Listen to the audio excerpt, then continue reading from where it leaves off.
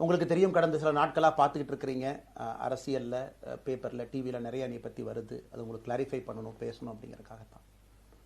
பாரதிய ஜனதா கட்சியில் ஆகஸ்ட் 25, 2020 டெல்லியில் இங்கே வந்து இணைஞ்சு தமிழகத்தில் தமிழக மக்களுக்காக ஒரு 6 ஆண்டு காலம் பணியாற்றுவதற்கு ஒரு பெரிய வாய்ப்பு, ஒரு பெரிய பாக்கியமாக நான் கருதுகின்றேன். இன்னைக்கு எந்த இடத்துல இணைஞ்சனோ அதே இடத்துல வந்து மரியாதையோடு, பண்போடு, அன்போடு என்னுடைய பாதை வேறு பாதையில் பயணம் செய்யணும். இலக்குகள் இன்னும் பெரிதாக இருக்கிறது. நிறைய மக்கள் இணைச்சு செயல்படணும்.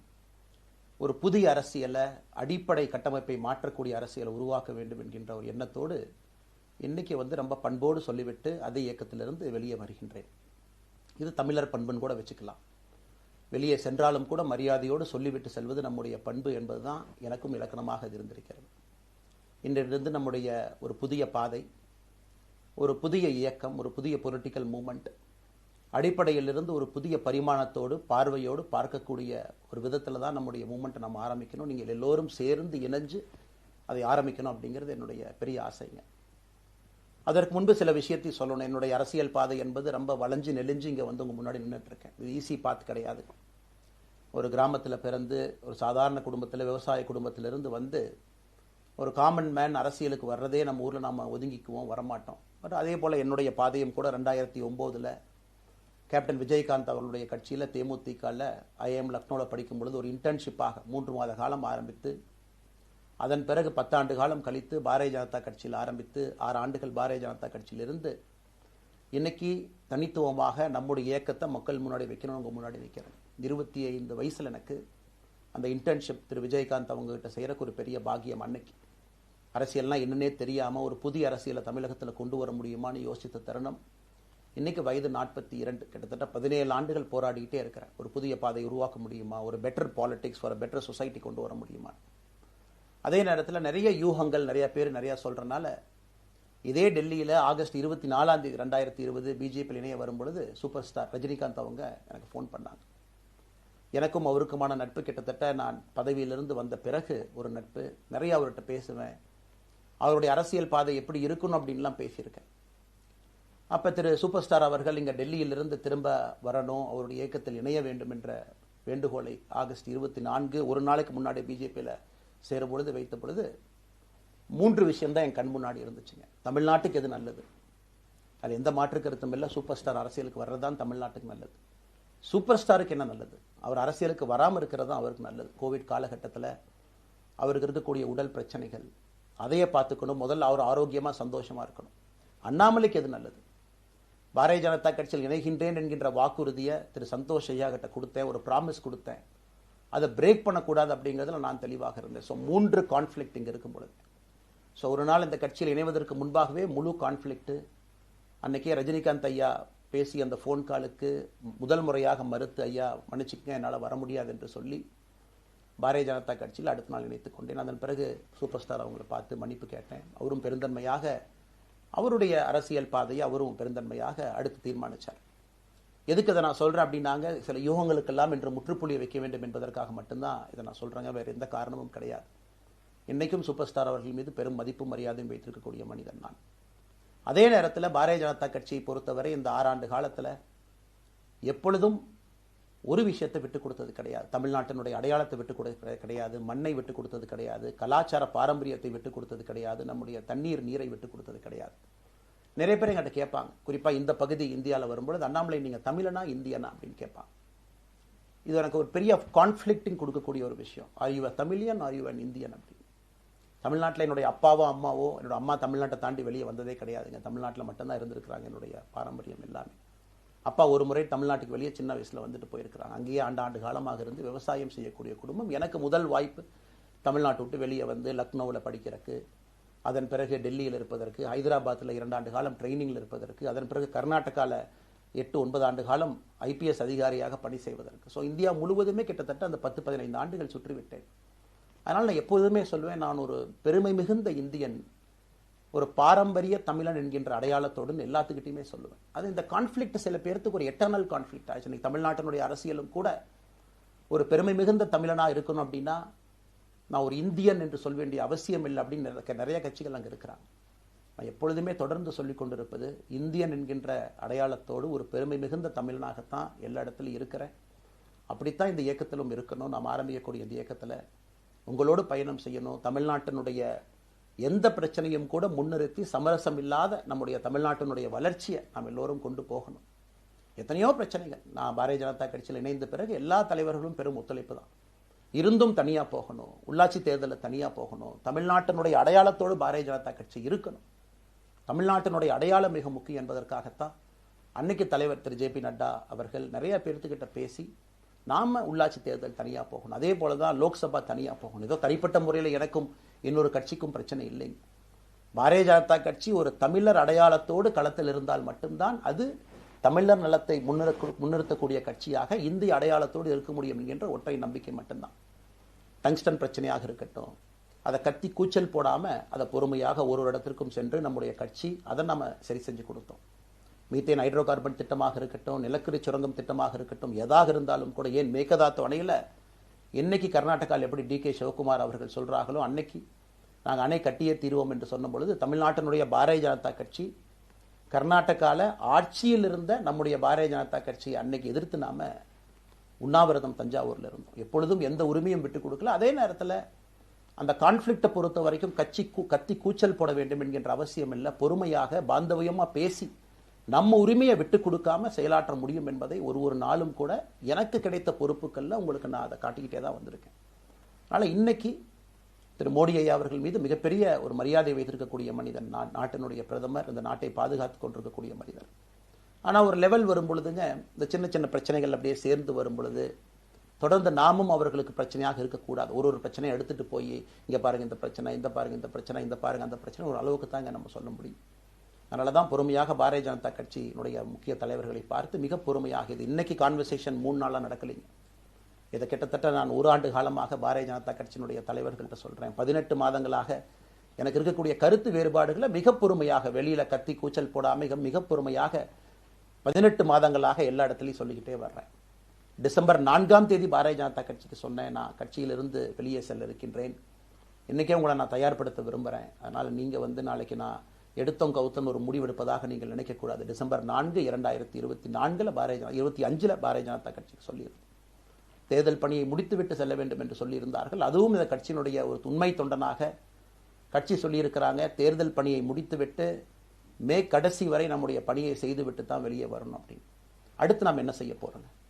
அடுத்து நாம் இதெல்லாம் பேசிட்டோம், பழச பேசிட்டோங்க, இருந்ததை பேசிட்டோம். அடுத்து ஆனந்தமாக அன்போடு தமிழ்நாட்டில் ஒரு அரசியல் இயக்கத்தை நாம் துவங்க இருக்கின்றோம். இது அரசியல் இயக்கமா, கட்சி இல்லையா அப்படின்னு நீங்க யாரும் கேட்கவே வேண்டாம். கண்டிப்பாக தமிழகத்தில் அடுத்து நடக்கக்கூடிய தமிழகத்தினுடைய பொது தேர்தலில் நம்முடைய கட்சி போட்டியிடும், அதில் எந்த மாற்று கருத்தும் இல்லை. அதற்கு நம்ம தயார் பண்ணணும், நிறைய லீடர்ஸை தயார் பண்ணணும், நிறைய கேடர்ஸை, வாலண்டியர்ஸை தயார் பண்ணணும், உத்வேகத்தோடு தயார் பண்ணணும், அவங்களுக்கு அந்த ஸ்கில் செட்டை நம்ம உருவாக்கி கொடுக்கணும். அதற்கு கொஞ்சம் நேரம் ஆகும். நாம் அது ஒரு இயக்கமாக ஆரம்பித்து நிறைய மனிதர்களை உள்ளே கொண்டு வந்து அவர்களுக்கு சில இடத்துல அரசியலை சொல்லிக் கொடுத்து எல்லா தரப்பட்ட மனிதர்களையும் உள்ளே கொண்டு வந்து, ஏன்னா பாரதிய ஜனதா கட்சியினுடைய தலைவராக பொறுப்பேற்ற பிறகு நான் முதல்ல போய் ஆசீர்வாதம் யார்கிட்ட வாங்கினாங்க, சமீபத்தில் மறைந்த நல்ல கண்ணையாகிட்ட தான். இன்னைக்கு மண் சார்ந்த அரசியலை முன்னெடுக்கணும், நல்ல மனிதர்களுடைய கொள்கைகள் உள்ள கொண்டு வரணும், எல்லா மனிதர்களையும் உள்ளடக்கிய அரசியலை நாம் முன்னிறுத்தணும். டெக்னோக்ராட்ஸ் பெருமளவில் நமக்குள்ள வரணும், பெருமளவில் நமக்குள்ள டெக்னோக்ராட்ஸ் வரணும். இன்னைக்கு அமெரிக்கா போறோம், யூரோப் போறோம், அங்கே போய் நமக்கே எவ்வளவு பெருமையா இருக்கு. ஒரு மிகப்பெரிய நிறுவனம் நிவிடியா எடுத்துக்கங்க, மைக்ரான் எடுத்துக்கங்க, சாம்சங் எடுத்துக்கங்க, இன்டெல் எடுத்துக்கங்க, அங்க இருக்கக்கூடிய இன்ஸ்டாகிராம், ஃபேஸ்புக், கூகுள், ஆல்பபெட் பார்க்கும்போது அங்கே ஒரு தமிழன் அமர்ந்திருக்கின்றார். என்னுடைய கனவு உங்கள் பல பேர்த்த போல அவர்கள் எல்லாம் திரும்ப இங்கே வந்து அரசியல்ல ஏதோ ஒரு விதத்துல கான்ட்ரிபியூட் பண்றதுக்கு நம்முடைய இயக்கமும் நம்முடைய வருகின்ற காலத்துல நம்ம ஆரம்பிக்கக்கூடிய கட்சியும் அதற்கு உறுதுணையா இருக்கணும். அத்தனை டேலண்ட்டை ரிஃபைன் பண்ணி நம்ம கொண்டு வரும். தமிழ்நாட்டினுடைய வளர்ச்சிக்கு எல்லோரையும் நாம பயன்படுத்தணும்.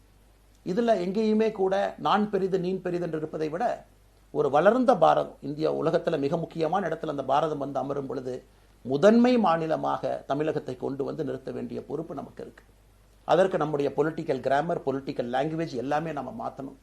நம்ம பேசக்கூடிய விஷயம். அடுத்து இன்னொன்று கேட்குறாங்க, நான் கமெண்ட் வர அப்படியே நான் பேச ஆரம்பிக்கிறேன். தமிழ்நாட்டில் இன்னைக்கு ஒரு அரசியல் கட்சி வேணுமான்னு கேட்டீங்கன்னா கண்டிப்பாக வேணும், அதில் எந்த மாற்று கருத்தும் இல்லை. காரணம், ஒரு கடைக்கு போய் நாம் ஒரு டூத் பேஸ்ட்டோ, ஒரு அரிசியோ, ஒரு பருப்போ வாங்கினா கூட 10 கடை ஏறி இறங்கி எங்கள் அம்மா அதெல்லாம் பார்த்து, விலையை பார்த்து, தரத்தை பார்த்து, பொருளை பார்த்து அத்தனை முறை வாங்கித்தான் பார்ப்பேன். ஏன்னா அது நம்ம உடம்புக்குள்ள போகிற விஷயம். ஆனால் அரசியல் கட்சி இன்னைக்கு எத்தனையோ கட்சிகள் இருந்தாலும் கூட என்னுடைய நம்பிக்கை, நம்முடைய நம்பிக்கை, வருகின்ற காலத்தில் நம்முடைய அரசியல் இயக்கம் கட்சியாக மாறும் பொழுது மக்கள் அந்த தரத்தை பிரித்து பார்ப்பார்கள். தலைவர்கள் எப்படிப்பட்டவர்கள்? நாம எல்லோருமே காமன் மேன் பொலிட்டீஷியன்ஸ். பக்கத்து வீட்டுக்காரங்க மாதிரி தான் மக்கள் நம்மளை பார்க்க போறாங்க. தூரத்திலிருந்து நாம் கை காட்ட போவது கிடையாது. ஏன்னா நாம் யாரும் அப்படிப்பட்ட குடும்பத்திலிருந்து வரவில்லை, அப்படிப்பட்ட வளர்ப்பு நமக்கு இல்லை, நாம் யாரும் அப்படி இல்லை, தமிழனுடைய கலாச்சாரமும் பண்பாடும் இல்லை. அதெல்லாம் கூட நம்முடைய அரசியல்ல முதல் நாள்ல இருந்து கல்ட் பாலிடிக்ஸ்ல இருந்து நம்ம வெளியே வரணும். அரசியல் மாற்றம்னு சொல்றாங்க, ஆனால் அதே கல்ட் பாலிடிக்ஸ். நாம அதில் இருக்க போறது இல்லை. கல்ட் பாலிடிக்ஸ்ல இருந்து வெளியே. அண்ணாமலை என்ன பிறந்த நாளா 10 பேர் கொண்டாடணுமா? அதனாலதான் நம்ம பிறந்த நாள் அன்னைக்கு எதுவுமே நம்ம செய்யல. என்னுடைய பிறந்தநாள் என்பது உங்கள் பிறந்தநாளை போல ஒரு நாள். நான் அரசியல் வருவதை என் பிறந்தநாளை எப்பவுமே கொண்டாடினது கிடையாது. அரசியல் வந்ததுக்காக சில பேர் போஸ்ட் அடிச்சு ஒட்டுறான். அந்த கலாச்சாரத்தையும் உடைக்க வேண்டும் என்பதற்காகத்தான் நேற்று நாம் எதுவுமே பேசலைங்க. இன்னைக்கு நம்ம பேசுறோம். இந்த கல்ட் பாலிடிக்ஸ்ல இருந்து வெளியே வரணும். ஒரு காமன் மேன் பாலிடிக்ஸை முன்னிறுத்தணும். சமரசம் இல்லாத கொள்கை இருக்கக்கூடிய இயக்கமாக அது கட்சியாக முன்னாடி வரணும். அவ்வளவு குவாலிட்டியான லீடர்ஸை நம்ம பில்ட் பண்ணணும். ஒரு முதலமைச்சர் தமிழகத்தை மாற்ற முடியுமான்னு கேட்டீங்கன்னா கண்டிப்பா முடியாது. முதலமைச்சர் இருக்கக்கூடிய 35 கேபினெட் அமைச்சர்கள் மாற்ற முடியுமான்னு கேட்டா கண்டிப்பா முடியாது. 234 சட்டமன்ற உறுப்பினர்கள் மாற்ற முடியுமான்னு கேட்டா முடியாது. 39 பாராளுமன்ற உறுப்பினர்கள் மாற்ற முடியுமான்னு கேட்டீங்கன்னா முடியாதுங்க. அவர்களோடு உள்ளாட்சி பிரதிநிதிகளாக இருக்கக்கூடிய கிட்டத்தட்ட 30,000க்கும் மேற்பட்ட பிரதிநிதிகள், பஞ்சாயத்து தலைவரிலிருந்து ஆரம்பித்து கவுன்சிலரிலிருந்து, ஒரு கார்பரேஷன் கவுன்சிலரிலிருந்து, மேயரிலிருந்து, நம்முடைய நோக்கம் எல்லா இடத்துலையும் கிளீன் பாலிடிக்ஸ் கொண்டு வரும். எல்லா இடத்துலையும் கிளீன் கவர்னன்ஸ் கொண்டு வரும். எல்லா இடத்துலையும் ஹானஸ்ட், எஃபிஷியன்ட், கேப்பபிள், வேலையை செய்து முடிக்கக்கூடிய திறன் எல்லோரும். அந்த நாட்டில் தமிழகத்தில் கிட்டத்தட்ட 8 கோடி பேருக்கு நாம இருக்கோம். 5.5 கோடிக்கு மேற்பட்ட வாக்காளர்கள் இருக்கும் பொழுது எல்லோரும் ஹானஸ்ட், எஃபிஷியன்ட், கேப்பபிள், வேலையை செய்து முடிக்கக்கூடிய திறன் படைத்த தலைவர்கள் அங்க கொண்டு வந்து வைக்கணும். அதே நேரத்தில் பாலிடிக்ஸ் என்பது ஒரு ஃபேமிலிக்கு மட்டுமல்ல, தொடர்ந்து நாம மட்டும் இருப்போம் அப்படி இல்லைங்க. நம்ம இயக்கம் கட்சியாக மாறும் பொழுது உங்கள்கிட்டலாம் பேசி நம்ம டேர்ம் லிமிட் கொண்டு வரோம். நாம் ஒரு வித்தியாசமான கட்சினா எல்லோருக்கும் வாய்ப்பு கொடுக்கணும். 140 கோடி மக்கள் வசிக்கக்கூடிய அந்த நாட்டில் தமிழகத்தில் கிட்டத்தட்ட 8 கோடி பேருக்கு நாம இருக்கோம். 5.5 கோடிக்கு மேற்பட்ட வாக்காளர்கள் இருக்கும் பொழுது எல்லோரையும் அரசியலுக்கு வாய்ப்பு கொடுக்கணும். டேர்ம் லிமிட் கொண்டு வரணும். எத்தனை முறை எம்எல்ஏவாக இருக்கணும், எத்தனை முறை எம்பியா இருக்கணும், எல்லோருக்கும் அது பொருந்தும், எனக்கும் அது உட்பட. The permanent leaders, permanent MLAs, permanent ministers, permanent MPs, அதை நம்ம உடைக்க போறோம். அது எந்த மாற்று கருத்தும் இல்லை. அது என்னை ஆரம்பித்து முதல் மனிதனாக இந்த இயக்கத்தில் இணைத்துக் கொண்டிருக்கக்கூடிய என்னை, ஒரு சாதாரண ஒரு மனிதராக என்னை ஏற்றுக் கொண்டிருக்கக்கூடிய ஒரு காமன் மேன் என்னை ஆரம்பித்து எல்லோருக்கும் இது பொருந்தும். இதை நாம இந்த இயக்கம் கட்சியாக மாறுகின்ற முதல் நாள்ல நம்ம சொல்ல போறோம். No chair is permanent for anybody. அதில் நம்ம ரொம்ப தெளிவாக இருக்கின்றோம். புதியவர்கள் வரணும், வந்துகிட்டே இருக்கணும். It should flow like a water. New ideas வரணும், அந்த ஸ்ட்ரீம் போய்கிட்டே இருக்கணும். நம்மை தாண்டி இந்த இயக்கம் நிற்கணும். This movement should stand beyond us, not in name but in purpose and pursuit of excellence. இதெல்லாம் ஏதோ அண்ணாமலை அப்படிங்கிற பேர் கிடையாதுங்க. அதனால தான் ரொம்ப யோசிச்சு நாம கொண்டு வந்திருக்கோம். www.vetheleader.org அப்படிங்கிற அமைப்பு ஏற்கனவே 2020 நாங்கள் எல்லாம் சேர்ந்து ஆரம்பித்த அமைப்பு. நான் பேசி முடிச்சோன்னா அந்த லிங்க் உங்களுக்கு லைவா வந்துடும். vetheleader.org-ல நீங்க உங்களை வாலண்டியரா இன்னைக்கு பொலிட்டிக்கல் ஒரு மூவ்மெண்ட்ல உங்களை நீங்க நினைச்சுக்கணும். நாம எல்லோரும் ஒன்று சேர்ந்து பேசுவோம். அதனாலதான் இன்னைக்கு கோயம்புத்தூர்ல இன்னொரு அறிவிப்பும் கூட கொடுக்கணும். எல்லாத்தையும் டைரக்டா எப்படி நம்ம பாலிடிக்ஸ்குள்ள கொண்டு வர போறோம். APJ Abdul Kalam centre for ethics and politics, APJ Abdul Kalam ஐயாவுடைய பேரில் கோயம்புத்தூர்ல வீத லீடர்ஸ்க்கு கீழே நாம பாலிடிக்ஸ்ல எத்திக்ஸ்க்காக ஒரு சென்டர் ஆரம்பித்து வருகின்றவங்க எல்லாமே இதுக்குள்ள ட்ரெயின் ஆகி தான் வெளியே வருவாங்க. உள்ளாட்சி தேர்தலில் நிற்கிறாங்க, they will get trained, come and stand in local body election. MLA election நிற்கிறாங்க, they will get trained, they will come and stand in election. அவங்க எங்க நின்னாலும் கூட ஒரு ப்ராசஸ்ல நாம் அவங்கள ட்ரெயின் பண்ணி, அவங்கள ஷேப் பண்ணி, ஒரு கம்யூனிட்டியினுடைய நீட்ஸ் அண்டர்ஸ்டாண்ட் பண்ணி அரசியல் செய்யக்கூடிய மனிதர்களாக நாம் அவங்கள கொண்டு வர போறோம். நாம் யாருக்கும் போட்டி கிடையாது. ஆளுங்கட்சி இருக்கு, நிறைய எதிர்கட்சி இருக்கு, எல்லோரும் இருக்கட்டும், சந்தோஷமா இருக்கட்டும், அவங்கவுங்க கொள்கையை சொல்லட்டும். நம்முடைய கொள்கையும் வருகின்ற காலத்தில் நம்ம எல்லோரும் இணைஞ்சு நம்ம கொள்கையை சொல்ல போறோம். இன்னைக்கு நான் ஏபிஜே அப்துல் கலாம் ஐயா அப்படிங்கிற பேரை உங்க முன்னாடி சொன்னதுக்கான காரணம் என்னன்னா, அவரை நான் மாணவனா பார்த்திருக்கிறேன், ஐபிஎஸ் அதிகாரியா பார்த்திருக்கிறேன், கேள்விகள் கேட்டிருக்கேன், லைவா அவர் பேசினதை கேட்டிருக்கேன். அவர் சொன்ன அத்தனை கான்செப்ட் இன்னைக்கு நமக்கு எப்ப பொருந்தோம், இன்னைக்கு பொருந்தும். எப்பவோ சொன்னார் விஷன் 2020, எப்ப சொன்னாருங்க? 2020. நம்ம 2020 2000 சொன்னார். நாம அந்த கோல் போஸ்ட் அப்படியே மாத்திட்டோம். அது மட்டும் இல்லை, அன்னைக்கு சொன்னாரு கிராமப்புறத்திலிருந்து நகரத்துக்கு யாரும் போகக்கூடாதுன்னா புறா providing urban amenities and rural areas, கிராமப்புறத்தில் அவ்வளவு ஃபெசிலிட்டியை கொண்டு வரணும். அது எல்லாம் கூட இன்னைக்கு யாருக்கு பொருந்ததோ இல்லையோ நம்முடைய சமுதாயத்துக்கு பொருந்தும். அவ்வளவு விஷயங்கள் சொல்லியிருக்கக்கூடிய ஏபிஜே அப்துல் கலாம் ஐயா நமக்கு மிக முக்கியமானவர். அவருடைய கருத்தியல் நமக்கு மிக மிக முக்கியமானது. ஒரு தேசிய மனிதராக, பெருமை மிகுந்த தமிழனாக வாழ்ந்து மறைந்திருக்கக்கூடிய ஒரு அற்புதமான மனிதர். நிறைய நம்முடைய தலைவர்கள் இருக்காங்க. அத்தனை கொள்கைகளும் வேண்டும். ஒரு ஐடியாலஜி பார்த்தீங்கன்னா இட் ரைசஸ் அண்ட் ஃபால்ஸ். எந்த ஐடியாலஜியும் பெர்மனன்ட் நான் பிடிச்சிருப்பேன். கம்யூனிசம் 100 ஆண்டுகளுக்கு முன்பு எப்படி இருந்த ideology, for right movements, for left movement, centrist movement, liberal movement, ஒரு அரசியல் சரித்திரத்தை பார்க்கும் பொழுது அந்த ஐடியாலஜி தன்னைத்தானே மாற்றிக்கொள்ளவில்லை என்றால், அடுத்த தலைமுறைக்கு தேவையான வசதியை செய்து கொடுக்கவில்லை என்றால், அது எந்த ஐடியாலஜியாக இருந்தாலும் அது அழியும் என்பதுதான் காலத்தினுடைய கட்டாயம். நம்ம பார்த்துக்கிட்டு இருக்கோம். நாம் அதை தாண்டி நிற்கணும். நம்ம மூமெண்ட் அதையெல்லாம் தாண்டி மக்கள்கிட்ட நிற்கணும். இத்தனை பேர்த்து நம்ம எடுத்துட்டு போகணும். பெரிய ரிஸ்க் தாங்க, இது சாதாரண வேலை இல்லை. நம்ம எல்லோருமே மிடில் கிளாஸ் தான், காமன் பீப்புள் தான். நமக்கு ஒரு பெடிகிரி கிடையாது, பிஸ்னஸ் நம்ம அதில் பெருசாக அதுலேருந்து வரல, நமக்கு ஒரு ஸ்டார் வேல்யூ கிடையாது, ஒரு பெரிய பாரம்பரியமான அரசியல் கட்சி ஆரம்பித்து நம்ம கையில் யாரும் தூக்கி கொடுக்கல. நாம் எல்லோரும் கஷ்டப்பட்டு ஒரு படியாத்தான் அந்த மூமெண்ட்டை கொண்டு போகணும். அதனால் என்னோடு வர நினைக்கக்கூடிய எல்லோருக்கும் என்னுடைய அன்பு வேண்டுகோள், கொஞ்சம் பொறுமை, கொஞ்சம் நிதானம். ஏன்னா ஒரு செங்கல் எடுத்து வைக்கும் பொழுது அது ஐடியலிசத்தோடு வைக்கிறோம், நேர்மையோடு வைக்கிறோம். தமிழகத்திற்கு ஒரு மாற்றத்தை கொடுக்க வேண்டும் என்கின்ற நோக்கத்தில் அந்த செங்கலை வைக்கும் பொழுது அந்த செங்கலுக்கு கியூரிங் ஆகிறதுக்கு ஒரு டைம் வேணும். அந்த செங்கல் பிடிமானத்தோடு நிற்கணும். அதன் பிறகுதான் அந்த பில்டிங் நிற்கும். இல்லாட்ட அடிக்கக்கூடிய புயல் காட்டுக்கு சாயக்கூடிய பில்டிங்கை நம்ம கட்ட போகிறது இல்லைங்க. அதனால் எல்லோருக்கும் நிறைய பேர் மெசேஜ் போடுறீங்க, மாற்றுக் கட்சியில் இருக்க உடனே கிளம்பி வரட்டுமா. எல்லோரும் சந்தோஷம். wethereader.org எல்லோரும் இணைஞ்சு இயக்கமாக அது விரைவில் சரியான நேரத்தில் நாம் அந்த மசில், ஜிம்முக்கு போனால் கூட நேரடியாக 50 கிலோ தூக்க முடியாதுங்க, 10 கிலோலேருந்து 50 கிலோக்கு போகும். நாம் அந்த மசிலை பில்டு பண்ணி அந்த மெட்டில் ஃபைபரை நம்முடைய தோழர்களுக்கு நம்ம பில்டு பண்ண உடனே அது பொலிட்டிக்கல் பார்ட்டியாக அது மாறும். அதுவரை பொறுமை பொறுமை பொறுமை. அவசரமாக ஒரு வெயிட்டை தூக்கி முதுகு பிடிச்சி கால் பிடிக்கிறத விட சரியாக ஒரு திசையிலும் அதை கொண்டு போய் இதை பக்காவான முறையில் நம்ம அதை செய்வோம். ஆனால் இன்றிலிருந்து நம்முடைய wethereaders.org அதில் மூமெண்ட் நம்ம ஆரம்பிக்கிறோம். கோயம்புத்தூரில் ஏபிஜே அப்துல் கலாம் ஐயாவோட பேரில் centre for ethics and politics அதை உருவாக்குறோம். உள்ளாட்சி தேர்தலுக்கு நிறைய மனிதர்களை இங்கிருந்து நம்ம அனுப்புகிறோம். அவங்க உள்ளாட்சி பிரதிநிதிகளாக வர்றாங்க. குட் பாலிட்டிக்ஸை நம்ம சொல்லிக்கிட்டே வர்றோம். அதனால தான் நான் அடிக்கடி சொல்லுவாங்க, நாம மாறுவோம், மாற்றம் தானாக நடக்கும். ஸோ அதனால தான் நம்முடைய இந்த மூமெண்ட்டினுடைய கொள்கையே மாறுவோம், மாற்றுவோம். Let us also change to bring change. இந்த ரெண்டையும் செய்வோம். யாரு மீதும் வன்மம் கிடையாது. அதே நேரத்தில் நம்முடைய சமூக வலைதளத்தில் இருக்கக்கூடியவங்க நான் வாரியர்ஸ்னு சொல்லிங்க, you are the change agents. என்னை பொறுத்தவரை ஒரு மாற்றத்தை கொடுக்கக்கூடியவங்க நீங்கள். சண்டை களத்தில் சண்டை போடுறது நம்ம வேலை இல்லைங்க, மாற்றத்தை கொடுக்கக்கூடியது நம்முடைய வேலை.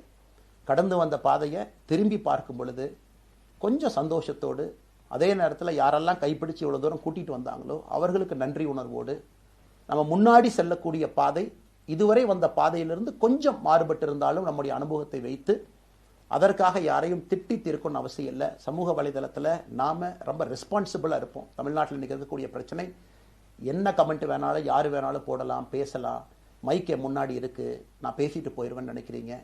பாதிக்கப்படுறவங்க பின்னாடி ஒரு குடும்பம் இருக்குது, குட்டி இருக்குது, குழந்தை இருக்குது, அவங்களுக்கும் ஒரு தனி அடையாளம் இருக்குது. அது என் சைட்லேருந்து தெரியாமல் ஏதாவது தவறு நடந்திருந்தாலும் கூட, என்னை ஆதரித்து செய்பவர்கள் ஏதாவது தவறு செய்திருந்தாலும் கூட அதற்காக இந்த நேரத்தில் நான் மன்னிப்பும் கேட்டுக்கிறேன். இப்போ இருந்து நம்முடைய பாதை, முன்னாடி செல்லக்கூடிய பாதை என்பது மக்களுக்கான பாதை, ஒரு பாசிட்டிவான பாத். காமன் மேன் பாலிட்டிக்ஸை நம்ம பில்ட் பண்ணுறோம். ஃபவுண்டேஷனோடு மேலே வரப்போகிறோம். தமிழ்நாட்டை எல்லா இடத்திலும் கூட கீழிருந்து மேலே வரை அந்த மாற்றத்தை கொண்டு வர போகிறோம். அதனால தான் நான் இன்ஸ்டாகிராம் லைவ்ல வந்தேன். ஒரு புதிய தலைமுறையை நம்ம அரசியலுக்குள்ள கொண்டு வரணும். அவங்களை ஒதுக்கி வைக்க முடியாது. ஏன் அப்படி ஓட்டு போடுறாங்க, ஏன் அப்படி ஓட்டு போடுறாங்க கேட்க முடியாது. They are hungry for change. மாற்றம் வேண்டும் என்று துடித்துக் கொண்டிருக்கின்றார்கள். உடனே நடக்கணும். யூரோப்பியன் கண்ட்ரி போறாங்க, டூர் பார்க்குறாங்க, சோஷியல் மீடியாவில் பார்க்குறாங்க. தமிழ்நாட்டில் ஏன் நாளைக்கு காலையில் நடக்கலைங்க? அதே நேரத்தில் நம்முடைய பெரியவர்கள் எத்தனையோ பேர் நான் பார்க்குறேன். வயசான நம்முடைய பெரியவர்கள் நடந்து போறது கூட இன்னைக்கு ஒரு பார்க் நமக்கு கிடையாது. சாயந்தரம் ஆனந்தமா இத்தனை காலமாக உழைத்து விட்டு வீட்டில் இருக்கிறாங்க. ஓய்வெடுக்கக்கூடிய நேரத்தில் கூட ஒரு கிரீன் ஸ்பேஸ் அர்பன் ஏரியாவில் கிடையாது, ரூரல் ஏரியாவில் கிடையாது. இத்தனை 60 ஆண்டு காலம் இந்த நாட்டில் வாழ்ந்தும் கூட கடைசி 20 ஆண்டுகள் நிம்மதியாக இருப்பதற்கான கட்டமைப்பை நம்ம உருவாக்கல. ஸோ எல்லாத்தையும் நாம யோசிக்கணும். ஒரு பக்கம் ஜென்சி, ஜென் ஆல்பா யூத் இருக்காங்க, அந்த வேகத்துக்கு தீனி போடணும். இன்னொரு பக்கம் வயதான பெரியவர்கள், முதிர்ச்சி அடைந்தவர்கள், பக்குவப்பட்டவர்கள் இருக்கிறாங்க. அவங்களுடைய கடைசி காலத்தை பக்குவமாக வாழ்வதற்கான வசதியை நாம் ஏற்படுத்தி கொடுக்கணும். அதனால் ரொம்ப நேரம் நான் பேசிக்கிட்டே போலீங்க.